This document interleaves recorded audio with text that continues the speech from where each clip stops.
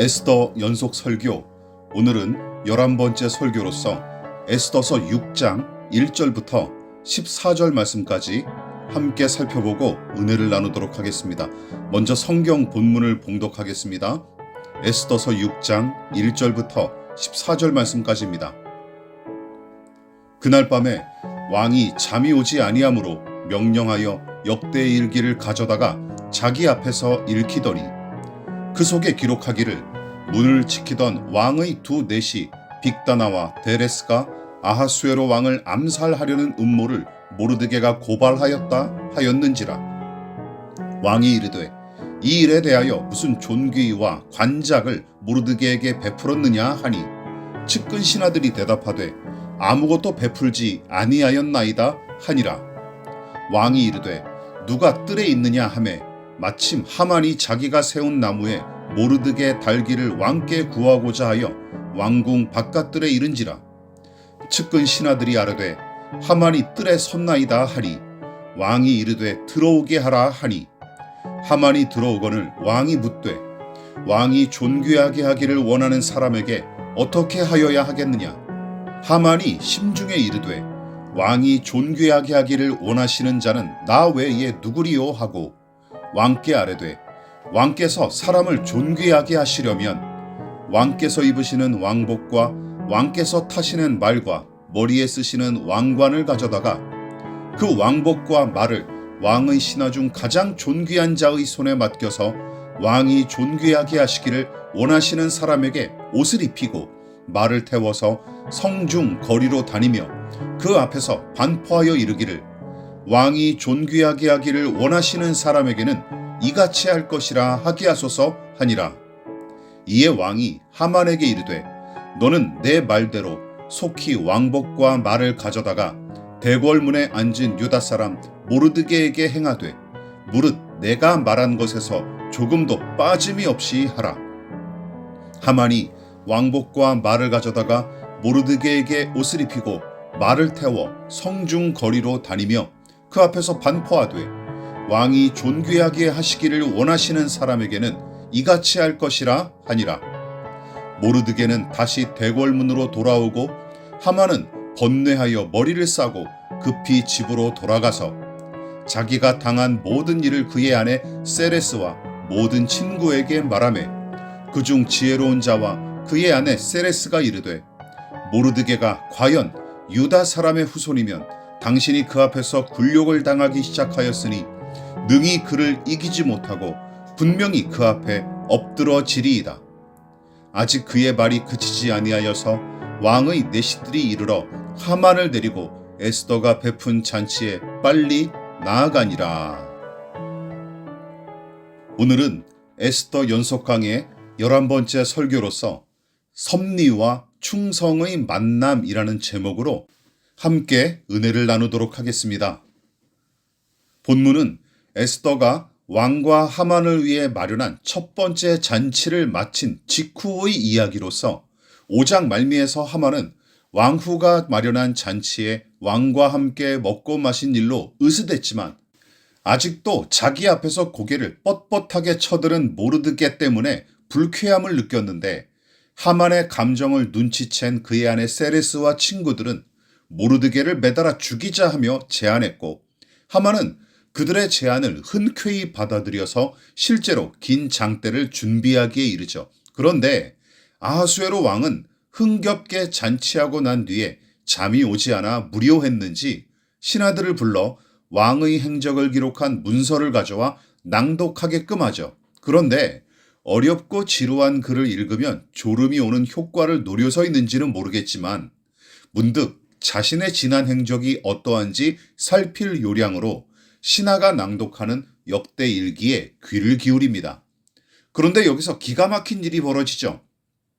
왕은 지난날 자신을 암살하려는 음모가 모르드게의 고발로 무산됐던 일을 듣게 됐는데 아마도 그는 암살 음모를 미리 적발하여 해결했다는 보고만 받았을 뿐 누구에 의해서 어떤 식으로 마무리됐는지 구체적인 정황은 몰랐던 것 같습니다. 그래서 하마터면 엄청난 위기를 초래할 수 있었던 이 사건의 전말이 궁금했던 왕은 암살 음모를 미리 고발한 숨은 공로자가 유다 사람 모르드게임을 확인했고, 더불어 그가 공로에 걸맞은 보상이나 포상을 받았는지 신하들에게 문의했으나 역대 일기에는 이 사건의 개요와 고발자의 이름만 기록됐을 뿐 정작 모르드게를 위한 보상이나 포상은 아무것도 없었던 거로 나타났습니다.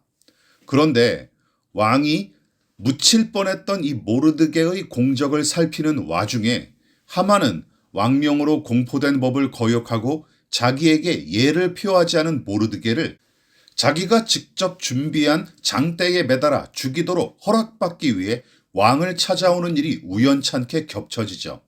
그런데 그의 의도와 다르게 암살 음모를 막은 공로를 보상하기 위해 궁리하던 왕은 모르드게의 이름을 밝히지 않고 왕이 존귀하게 여겨 높이기를 원하는 사람에게 어떻게 대접하는 것이 좋겠느냐 하며 하만에게 조언을 구하죠. 그러자 왕이 존귀하게 여겨 높이기를 원하는 사람을 자기인 줄로 착각했던 하만은 왕에게 그 사람에게 왕의 의복과 왕관을 허락하시고 왕께서 타시는 말을 태워 성중에 다니도록 해 주십시오 하고 요청하죠. 하만의 요청을 가만히 살펴보십시오. 왕의 자리를 얻고 싶어 안다라는 그의 탐욕이 가감없이 드러나지 않습니까? 그러나 여기서부터 반전 드라마가 펼쳐집니다. 하만이 자기에게 주어질 거로 믿고 제안했던 왕의 포상은 정작 그가 벌레처럼 여겼던 원수 모르드게에게 전부 돌아갔을 뿐만 아니라 모르드게에게 왕복을 입혀 왕이 모는 말을 태우고 왕이 총애하는 사람이다 하며 그 곁에서 찬양하는 일까지 했으니 하만은 이 일로 말미암아 번뇌하며 머리를 싸매고 알아눕기에 이릅니다. 그러니까 원래는 나무에 달아 죽이려던 이 원수 놈을 도리어 왕의 말에 태워 높이는 일을 앞장서서 감당한 셈이죠. 그러나 본문을 그저 흥미거리를 제공하는 이야기로 취급하고 가벼이 넘겨서는 안 됩니다. 자, 왜냐하면 6장은 모르드게와 에스더 두 사람이 각자 할 수 있는 일을 최선을 다해 감당함과 동시에 금식으로 기도하면서 기대했던 일들이 비로소 꽃을 피우기 시작한 이야기이기 때문입니다. 게다가 주목할 점은 모르드게와 에스더가 금식으로 기도하고 각자 할 일을 힘써 감당했던 일을 기록한 5장과 다르게 6장 본문에서는 이상하게 두 사람 모두 조연처럼 등장할 뿐이죠. 오히려 아수에로 왕과 하만이 본문의 이야기를 주도하고 왕후인 에스더는 이 이야기에 아예 등장하지도 않아요. 다만 모르드게는 왕의 부름을 받아 그 앞에 나아가고 하만을 통해 융숭하게 대접받는 수동적인 모습으로만 나타날 뿐이죠. 자, 이쯤에서 생각해 보십시오. 에스더가 역대 일기를 읽도록 왕에게 재촉하지도 않았습니다. 그리고 심지어 모르드게는 본문과 같은 일을 전혀 예상하지 못했을 테죠. 물론 모르드게는 대적자 하만을 왕에게 고자질하지 않았을 뿐더러 자기의 공적을 인정해 주십사 왕에게 직접 요청한 적도 없습니다. 그뿐만이 아닙니다.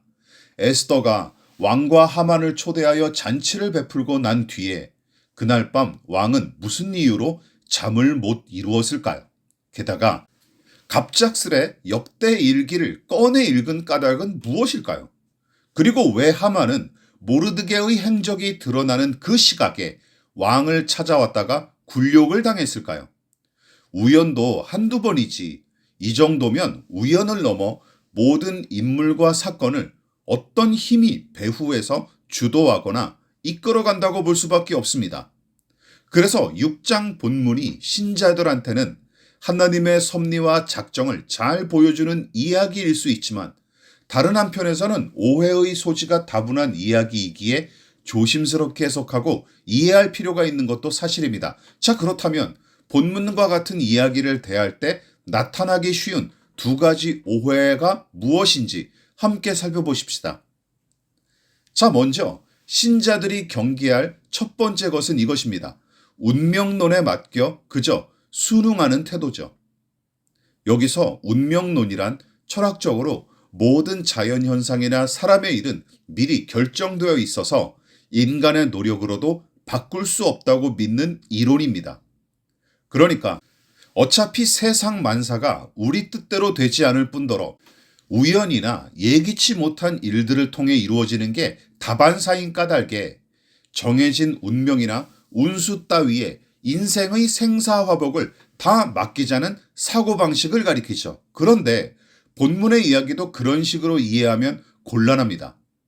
물론 불교와 힌두교, 도교 등의 대부분 종교가 운명론에 근거하고 그래서 자연의 순리와 이치와 업보 등과 같은 용어를 많이 사용하되 개척과 진보와 발전과 변화와 개혁 같은 것은 그다지 크게 강조하지 않는 것이 특징입니다. 게다가 단순한 기준으로 측정하기에는 무리가 따르는 게 사실이지만 운명론적 세계관에 근거한 종교와 사상을 따르는 민족이 개인의 선택과 의지를 강조하는 인본주의적 사고방식은 물론이고 기독교적 유신론에 근거한 종교와 사상을 따르는 민족에 비하면 과학기술과 경제와 의료와 인권과 정치 수준이 현저하게 떨어지는 것도 어느 정도 사실입니다. 그래서 운명론에 근거한 인생관은 기존의 상태를 그대로 답습하여 정체되기에 십상이고 더 큰 문제는 부조리하고 불의한 상황조차도 어쩔 수 없는 운명으로 여겨 순응함으로써 죄악과 부조리가 만연하도록 조장하는데 매우 적합한 토대와 구조를 만들죠. 따라서 한 개인이나 집단이 운명론에 근거하여 살아가면 스트레스 받을 일은 당장 줄어들 수 있겠지만 거기에 건강한 변화를 통한 성장과 진보를 기대하기는 매우 어렵습니다. 그래서 성경은 운명에 맡겨 되는 대로 사는 자를 분명하게 정죄하고 있죠. 이사야서 22장 13절을 함께 보십시다. 너희가 기뻐하며 즐거워하여 소를 죽이고 양을 잡아 고기를 먹고 포도주를 마시면서 내일 죽으리니 먹고 마시자 하는도다. 무슨 뜻입니까? 이런 식이죠. 어차피 죽을 운명인데 아등바등 살아봤자 무엇하는가. 되는 대로 살다 가자 하는 식의 태도로서 극단적인 운명론에 사로잡힐 때 나타나는 여러 증상이나 반응 중 하나입니다. 심지어 예수를 믿는 신자들조차 하나님의 섭리와 예정, 그분의 인도하심과 은혜를 운명론처럼 오해하여 신앙하는 경우가 있는데 하나님의 주권과 은혜와 섭리에 맡긴다는 신앙 고백을 핑계 삼아 자기에게 주어진 책임과 의무를 소홀히 하는 신자들이 교회 안에 적지 않습니다. 기억하십시오. 성경은 운명론을 가르치지 않습니다. 그뿐만이 아닙니다. 본문과 같은 이야기를 접하는 신자들이 경계해야 할 또 다른 태도는 바로 극단적 인본주의에 사로잡혀 신적 개입 자체를 외면하는 태도죠. 자, 우선 인본주의란 모든 사람의 존엄과 가치를 중시하고 세계는 신이 지배한다는 신본주의에 반대하는 정치 사상이자 사회 사상으로서 인간의 존엄과 가치를 중시하는 생각과 태도는 지지받아야 마땅하죠. 그러나 이 신념이 극단적으로 치우쳐 인간의 이성과 능력과 의지를 맹목적으로 신봉할 뿐만 아니라 신의 섭리나 의지 같은 것을 절대로 허용하거나 인정하지 않는 모습으로 나타나는 것이죠. 그리고 그런 사람에게 본문과 같은 상황은 꾸며낸 이야기이거나 우연의 연속에 불과할 뿐 인간과 역사를 큰 뜻으로 이끄는 신의 의지 따위는 존재할 수 없다는 사고방식입니다. 그래서 이런 사람들은 하나님이나 신의 섭리 등을 의지 박약과 나태함에 빠진 사람들이 만든 허상에 불과하다고 폄하하기 일쑤죠. 다시 말해 인간에게는 문제를 해결할 충분한 지혜와 능력이 있으며 노력 여하에 의해 무엇이든 돌파할 수 있다고 믿는 것이죠. 물론 인간은 자신의 지혜와 능력과 의지로 과학기술을 비롯한 문명의 진보를 이뤘고 인본주의는 이런 역사적 경험을 토대로 지금까지 여전한 위력을 발휘하는 게 사실입니다. 즉 인간의 지성 및 기술이 신의 자리를 대신하게 된 것이죠. 따라서 인본주의적 세계관을 신봉하는 사람들은 본문을 뜬구름 잡는 이야기로 바라보기 마련이고, 더불어 요행과 행운에 자신의 운명을 걸도록 부추기는 불손한 이야기로 바라볼 수밖에 없습니다. 기억하십시오. 하나님께서 당신의 형상을 따라 창조된 인간의 능력과 지혜도 결국은 하나님을 닮은 것이기에 그건 역시 제대로 발휘하고 구현할 때 비로소 하나님의 영광은 더더욱 분명하게 드러날 뿐만 아니라 그분의 뜻은 그것을 통해 완연하게 드러나기 마련입니다. 그러나 만사의 주인이신 하나님을 완전히 밀어내고 자신의 능력과 지혜만 앞세워 사는 방식, 우리는 그것을 가리켜 불신앙으로 부르죠. 무엇보다 성경은 하나님과 그분의 뜻을 완전히 제쳐놓은 채 제 힘과 지혜만 의지하는 사람과 그런 식의 태도를 분명히 정죄합니다. 시편 52편입니다. 이 사람은 하나님을 자기 힘으로 삼지 아니하고 오직 자기의 재물의 풍부함을 의지하여 자기의 악으로 스스로 든든하게 하던 자라 하리로다. 잠언 26장입니다. 내가 스스로 지혜롭게 여기는 자를 보느냐? 그보다 미련한 자에게 오히려 희망이 있느니라. 여러분, 피조물인 인간은 유한한 존재일 뿐입니다. 그래서 바벨탑을 쌓던 자들처럼 하나님과 견주려는 교만과 탐심으로 쌓은 생애는 허물어질 수밖에 없어요. 따라서 하나님을 몰아낸 인간에 대한 무한한 신뢰는 그야말로 착각과 환상에 불과합니다. 그리고 그건 역시 기독교와 거리가 먼 불신앙적 사고방식일 뿐이죠. 그러나 에스더와 모르드게는 앞서 언급한 두 가지 방식 중 어느 것에도 속하지 않습니다. 두 사람은 운명에 맡겨 널브러지지 않았어요. 만일 그들이 포로의 후손이란 배경을 운명으로 받아들인 채 순응하기만 했다면 모르드게는 왕후 후보로 뽑혀 끝내 그 자리를 차지한 에스더에게 이것저것 코치하는 짓은 하지 않았을 것입니다. 그리고 모르드게가 불의한 하만에게 반항한 일, 죽음을 불사하고 왕 앞에 나아가겠노라는 에스더의 용감한 결단 같은 것은 운명론자들한테는 불필요한 몸부림에 불과하죠. 그러나 두 사람은 운명에 맡긴답시고 되는 대로 살지 않았어요. 또한 운수나 행운, 요행을 바라며 가만히 있지도 않았습니다. 반대로 두 사람이 자신의 능력과 지혜만 의지했다면 보이지 않는 신 따위에게 기도하는 모자란 일은 하지 않았을 것입니다. 오히려 더 효율적인 결과를 얻기 위해 무진장 애썼을 테고 금식과 기도로 하나님께 매달리는 허무한 일에 힘쓰기는커녕 오히려 하만에 대한 암살 계획을 세우거나 왕 앞에 나아갈 기회를 찾기 위해 몸부림쳤을 테죠. 생각해 보십시오. 이게 훨씬 인간적이고 용기 있는 적극적인 행동 아닙니까? 그러나 왕의 신임과 사랑을 얻는 일은 물론이고 이미 공포된 유대인 말살 정책을 중단시킨과 동시에 민족 구원의 거대한 일을 성취하는 것은 사실상 두 사람만의 노력과 의지로는 거의 불가능합니다.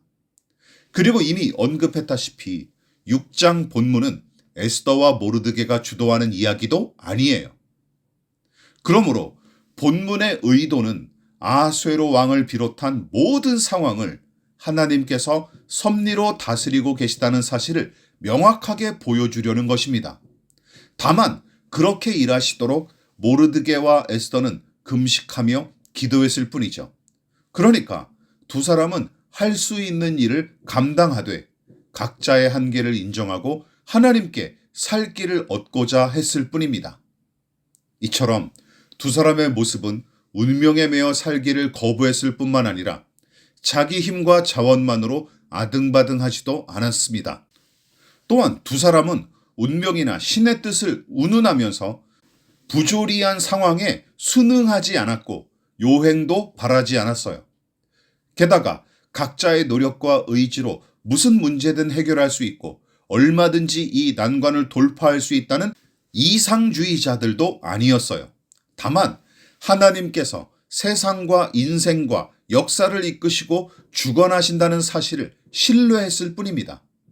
즉 운명의 수레바퀴에 깔려 질식당하는 인생이 아니라 하나님의 피조물로서 겸손히 자신의 한계를 인정하고 그분의 능력과 성품과 작정하신 뜻을 따라 살기로 한 것이죠.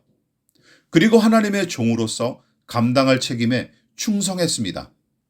이처럼 운명에 맡겨 살지 않았고 제 힘만으로 안달복달하지도 않았습니다.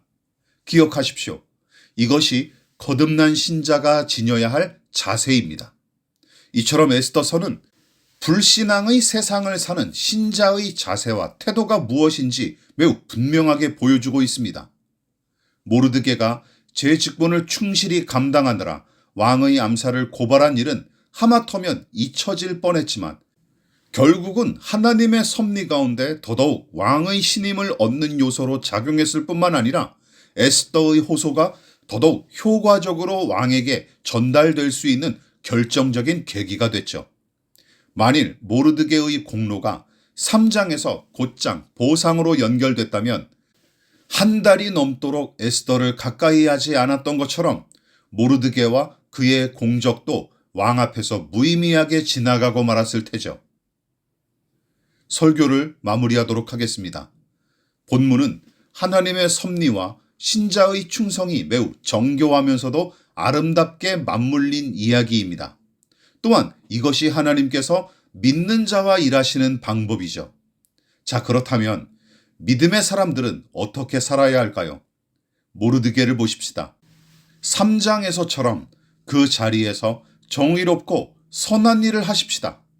그러면 하나님께서는 지금 여기서 행한 우리의 선과 의를 당신의 뜻을 이루는 선한 재료로 사용하실 것입니다. 물론 저지른 불의와 죄악도 마찬가지죠.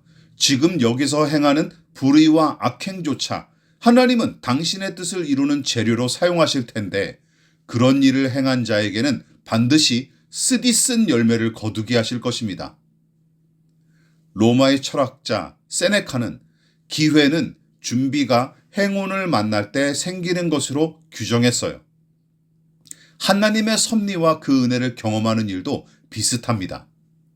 하나님의 나라와 그 의를 위해 지금 이 자리에서 충성하며 살아갈 때 행운보다 더 강력한 하나님의 일하심을 경험하게 될 것입니다. 그러므로 당장 보상을 받든 받지 못하든 관계없이 지금은 하나님의 나라와 그 뜻을 먼저 구하기를 힘써야 합니다.